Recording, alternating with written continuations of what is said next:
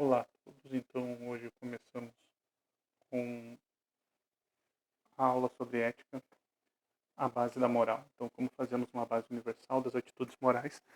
Para isso, eu vou fazer uma continuidade da aula anterior, onde eu trabalho sobre a, a, a justiça com relação às escolhas morais.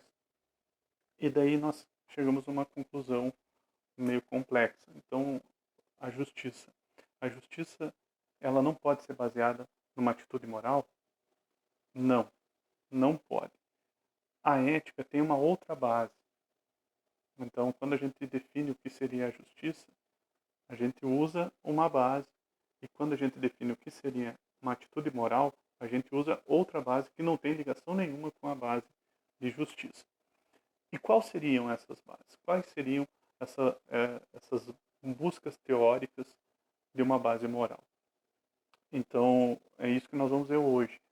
Fazendo um exame crítico da história, da história da filosofia, nós vamos ver algumas bases que foi dado para as atitudes éticas e atitudes morais.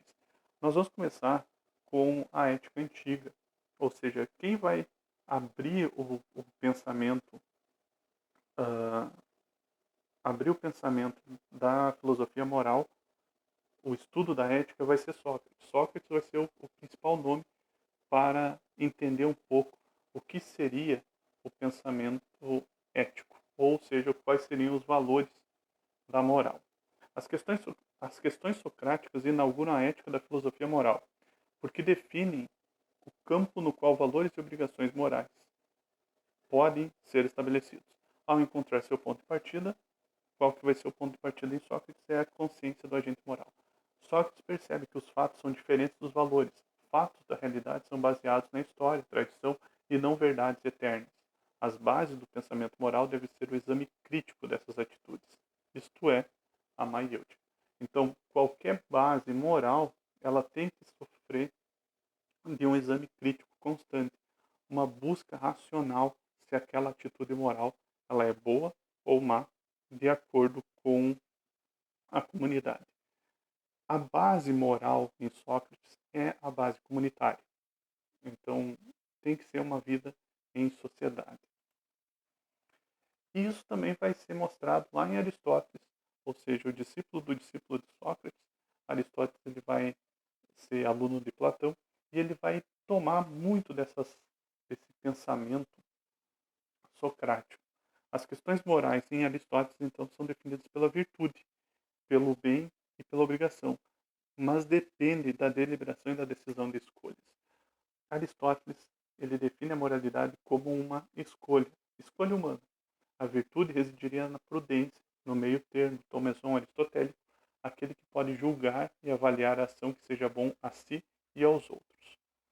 Então, passando essa ética antiga, a gente tem uma ideia do que seria um, uma moralidade da antiguidade. A moralidade é uma moralidade que busca o bem e a felicidade.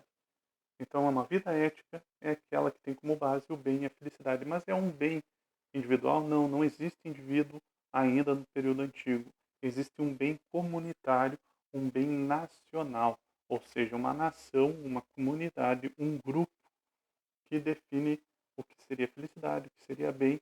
E logo eu devo uh, fazer com que as minhas atitudes éticas, morais sejam para o bem comunitário. Então, nós temos ali a racionalidade como a base do pensamento moral. A racionalidade aqui é uma ideia de logos, uma ideia de como eu vou fazer para usar a minha razão para tomar melhores decisões para um bem comunitário. Voltando um pouquinho, então, essa seria uma ideia da base moral da ética antiga. A base moral aqui é uma base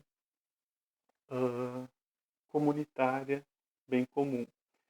Isso vai sofrer uma profundo embate quando começa a Idade Média, por causa que agora se tira a comunidade do centro das atitudes morais e se coloca Deus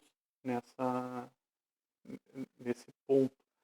E o Deus aqui não é um Deus como a gente imagina de várias religiões e assim por diante, não.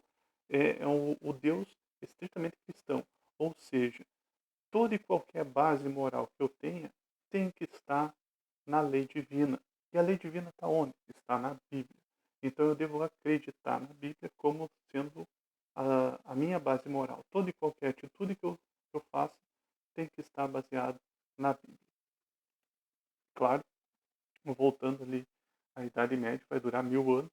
E esses 1000 anos vai ter momentos de crítica, de exame minucioso em cima disso. Então nós temos ali desde Tomás de Aquino, o Pedro Abelardo e grandes outros nomes, Guilherme de Ockham, mas a essência do pensamento medieval é a ideia de Deus como centro de tudo.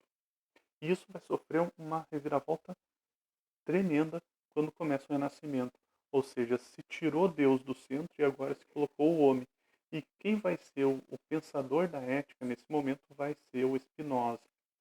Antes dele, nós tínhamos Descartes. Descartes ele começa a dizer que o ser humano é um ser humano, um indivíduo, ou seja, aquele ser que pensa, ele existe. Então, o cogito cartesiano é a base de todo pensamento moderno.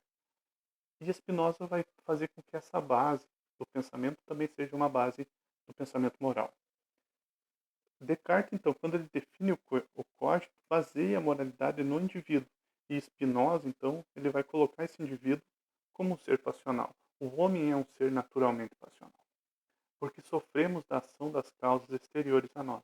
Então, Descartes ele vai dividir o, o mundo em um ser externo e um ser interno. Então, eu tenho um ser.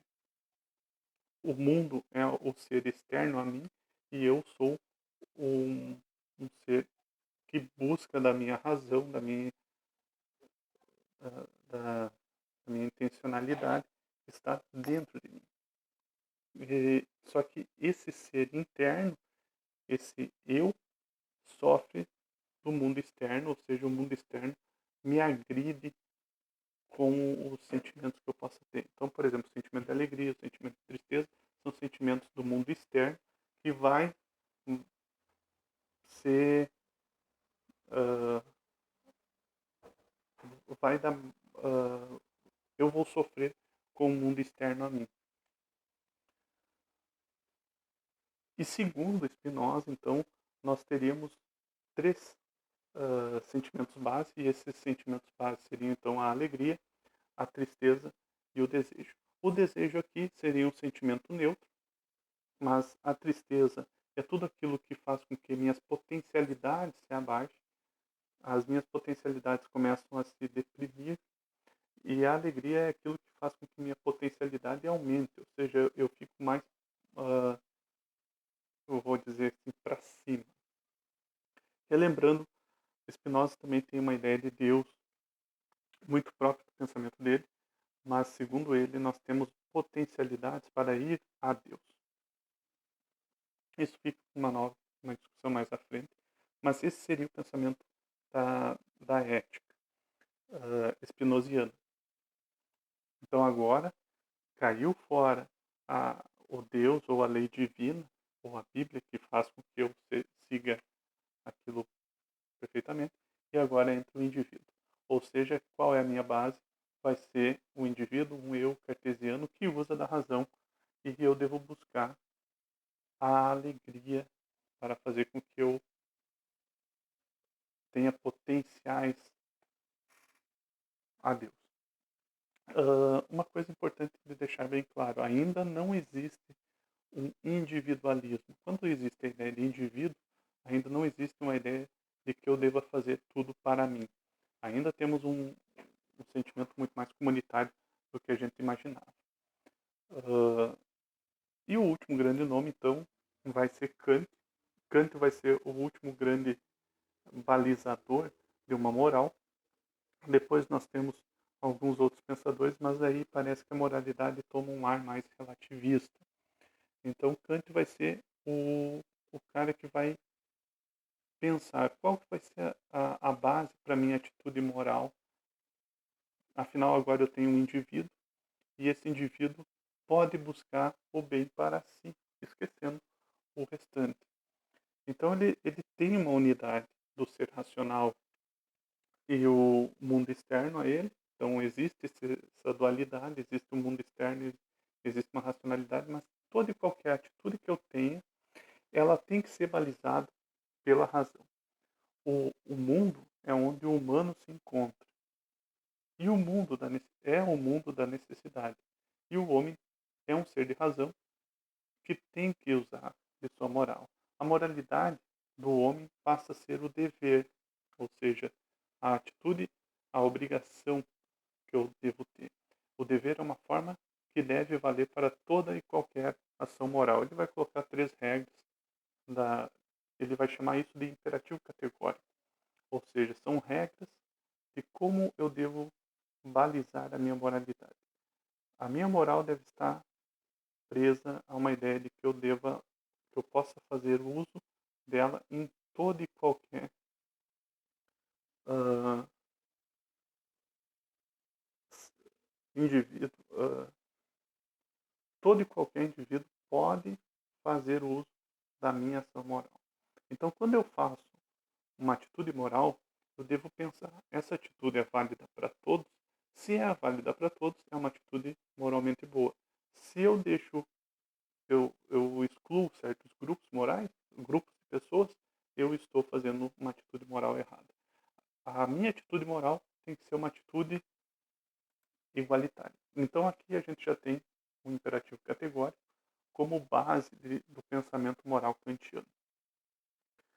Após isso, então, como eu disse, entramos numa ideia de um relativismo moral, mas não é tudo pode, mas várias pessoas tentaram colocar certos pontos que isso vai dar algumas aulas um pouco mais à frente. Mas esse é apenas o início.